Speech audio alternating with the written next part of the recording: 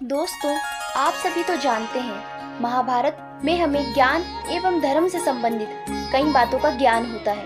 महाभारत धार्मिक ग्रंथ के साथ ज्ञान का भंडार भी है। आज हम उसी ज्ञान के भंडार महाभारत कथा से एक ज्ञान से संबंधित प्रसंग लेकर आप सभी के समक्ष उपस्थित हुए हैं। नमस्ते फ्रेंड्स, मैं भारती शर्मा और स्वागत है आपका हमारे channel total talent with knowledge में। तो आज हम महाभारत कथा से इस ज्ञान के भंडार का प्रसंग लेकर उपस्थित हुए हैं। आप सभी ने उसे महाभारत में अवश्य देखा होगा। वह ज्ञान से संबंधित प्रसंग महाभारत में तब आता है जब धर्मराज स्वयं युधिष्ठिर जी की परीक्षा लेने के लिए आते हैं।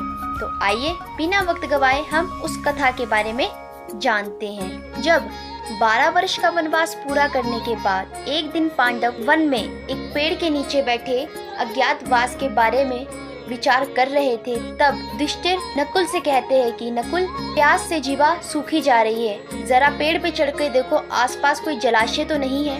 तब नकुल पेड़ पे चढ़ के आसपास किसी जलाशय की तलाश करते हैं।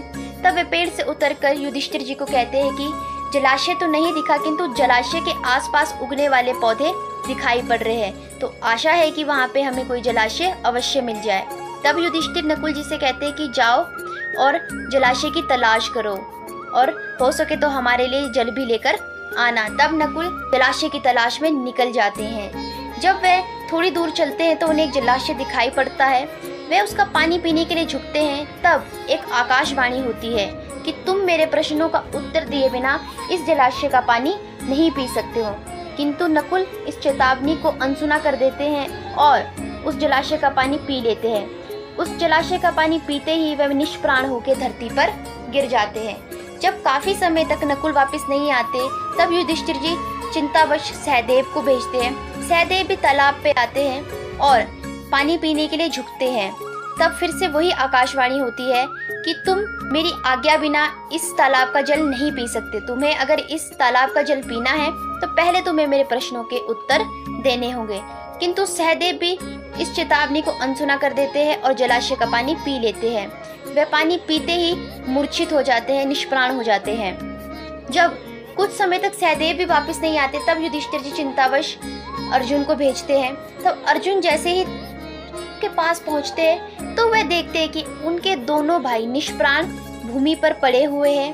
तब वह क्रोधवश चिल्लाते हैं कि कौन है वो जिन्होंने इनकी ये दशा की है, अगर दम है तो मेरे सामने आओ। तब वहाँ पे एक यक्ष उनके सामने प्रकट होते हैं।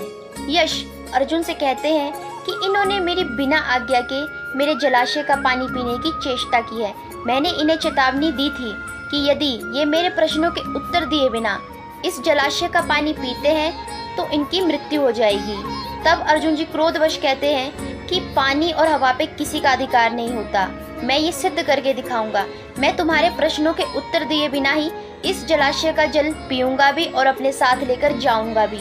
तब यश अर्जुन जी को भी चेतावनी देते कि हे कुंती पुत्र अर्जुन, तुम मेरे प्रश्नों के उत्तर दिए बिना इस जलाशय का पानी नहीं पी सकते हो। किंतु अर्जुन जी भी उनकी चेतावनी को अनदेखा कर देते हैं और उस जलाशय का पानी पी लेते हैं। जैसे ही वह उस जलाशय का पानी पी लेते हैं, वैसे वह भी निष्प्राण होकर धरती पे लेट जाते हैं।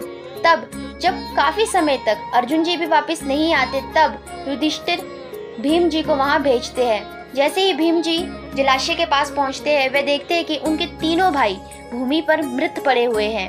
तब वह ये देखकर क्रोधित हो जाते हैं और वह कहते हैं कि जिसने भी इनकी ये हालत की है वह मेरे सामने आए।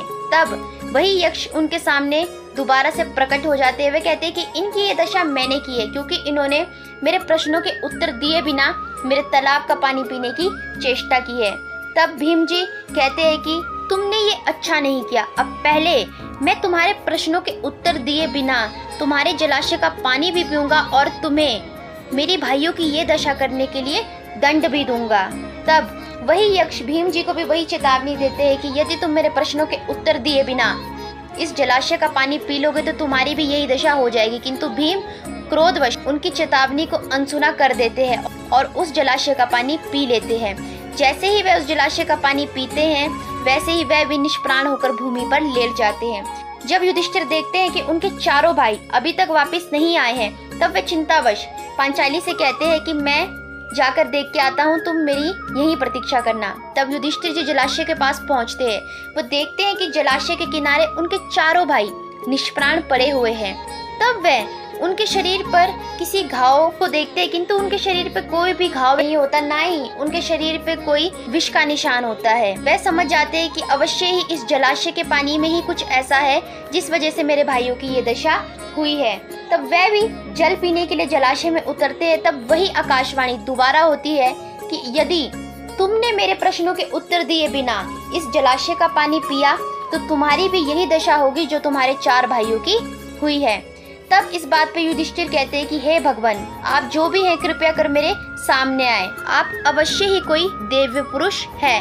तब वह यक्ष युधिष्ठिर जी के सामने प्रकट हो जाता है। वह कहता है कि मैं यक्ष हूँ। तुम्हारे भाइयों को मैंने पहले ही चेतावनी दी थी कि वह मेरे प्रश्नों के उत्तर दिए बिना इस जलाशय का जल नहीं पी सकते, किंतु उन्होंने मेरी चेतावनी को अनसुना कर दिया और उनकी ऐसी दशा हो गई। यदि तुम भी इस जलाशय का पानी पीना चाहते हो और अपने साथ ले जाना चाहते हो तो पहले तुम्हें मेरे प्रश्नों के उत्तर देने होंगे। तब युधिष्ठिर कहते हैं कि भगवान आप प्रश्न पूछिए, मैं आपके प्रश्नों के ठीक ठीक उत्तर देने का पूर्ण प्रयास करूंगा। तब यक्ष जी युधिष्ठिर जी से प्रश्न पूछते हैं कि पृथ्वी से भारी क्या है।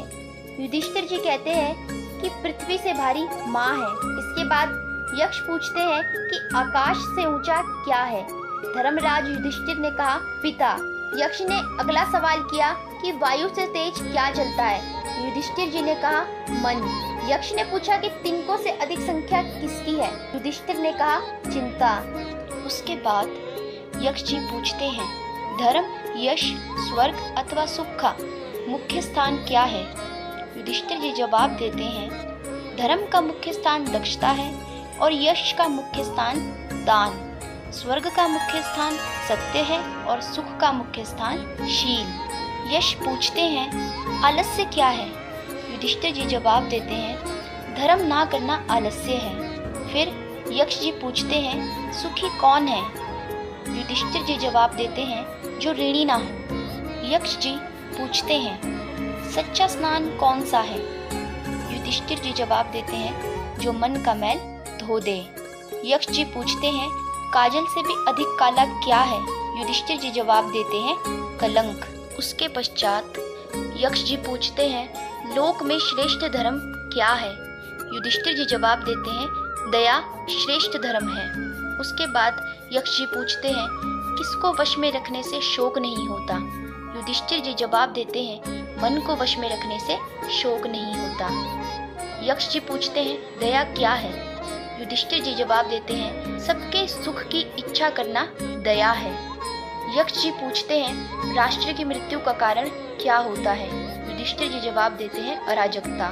यक्ष पूछते हैं हे राजन, वास्तव में ब्राह्मणत्व का प्रमाण क्या है, कुल, चरित्र, शिक्षा या शास्त्र ज्ञान। युधिष्ठिर जवाब देते हैं हे यक्ष, कुल, शिक्षा और शास्त्र ज्ञान ब्राह्मणत्व को सिद्ध नहीं करता। ब्राह्मणत्व का प्रमाण तो निसंदेह चरित्र ही है। अच्छे चरित्र वाला शूद्र उस ब्राह्मण से अच्छा होता है जो जन्म से तो ब्राह्मण हो और शास्त्रों का ज्ञान रखता हो, परंतु जिसका चरित्र अच्छा ना हो। यक्ष पूछते हैं धर्म क्या तर्क में है। युधिष्ठिर जी कहते हैं नहीं। यक्ष पूछते हैं तो क्या ऋषियों की विचारधारा में है। युधिष्ठिर जी कहते हैं नहीं, क्योंकि किसी एक ऋषि की विचारधारा दूसरे से नहीं मिलती, उनमें मतभेद होता है। किसी ऋषि के पास संपूर्ण सत्य नहीं। यक्ष पूछते हैं तो फिर धर्म का संपूर्ण सत्य कहाँ है। युधिष्ठिर जी कहते हैं व्यक्ति की हृदय की गुफा में। यक्ष पूछते हैं और सबसे बड़ा आश्चर्य क्या है। युधिष्ठिर जी जवाब देते हैं सबसे बड़ा आश्चर्य ये है कि हर व्यक्ति ये जानता है कि मृत्यु जीवन का अंतिम सत्य है, फिर भी यही सोचता है कि कदाचित उसके जीवन का अंतिम सत्य मृत्यु नहीं। यक्ष ने पूछा कि सो जाने पर भी आंखें कौन नहीं मूंदता। इस पर युधिष्ठिर जी ने कहा मछली। फिर यक्ष पूछते हैं कि कोई व्यक्ति किससे विद्वान बनता है। युधिष्ठिर जी कहते हैं कि श्रुतियों द्वारा। फिर यक्ष पूछते हैं कि कोई बहुत बड़ी चीज कैसे हासिल करता है। तब युधिष्ठिर जी जवाब देते हैं तपस्वियों द्वारा तपस्या। तब यक्ष पूछते हैं कि ब्राह्मणों की दिव्यता का घटक क्या है। तब युधिष्ठिर जी कहते हैं वेदों ग्रंथों का अध्ययन। फिर यक्ष पूछते हैं कि